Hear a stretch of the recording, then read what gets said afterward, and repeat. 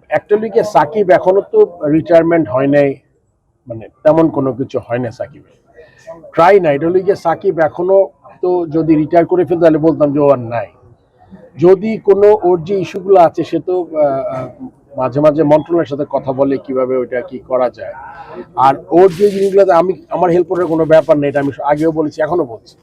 এটা শুধুমাত্র government level থেকে যদি কোনো ইনস্ট্রাকশন আসে, ওর যেই সমস্যাগুলো আছে ওগুলো যদি ঠিক করতে পারে তাইলেই কিন্তু আমার মনে হয় যে এটা একটা ব্যাপার ডিসিশন নিতে পারে। তারপরে তার ফিটনেস, তারপরে মেন্টাল স্টেট, তারপর সিলেকশন কমিটি আছে, তারা ডিসাইড করবে।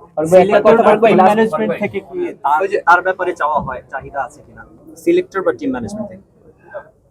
চাহিদা থাকলেও তো কিছু করতে পারবে না, বিকজ এটা তো একটা ন্যাশনাল ইস্যু। চেষ্টা করছেন মন্ত্রণালয় তাকে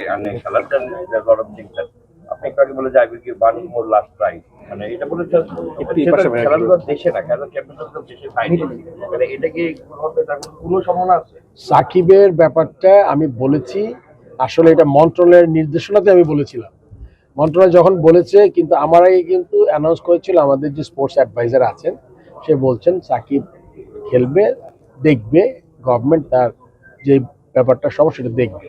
তারপরে যখন পরের দিকে লাস্টে যখন আসলো যে এটা আপনার একটা সিকিউরিটি থ্রেট আছে, তখন বন্ধ হয়েছে। চ্যাম্পিয়ন্স ট্রফি দেশের বাইরে, সেক্ষেত্রে এখন এটা খুব ভ্যালিডেটেড কোয়েশ্চেন। এই জিনিসটা আমার মনে হয় যে এই বিপিএল এর মাঝেই সিলেক্টরদের সাথে বসে আমাদের ডিসিশন নেওয়া দরকার।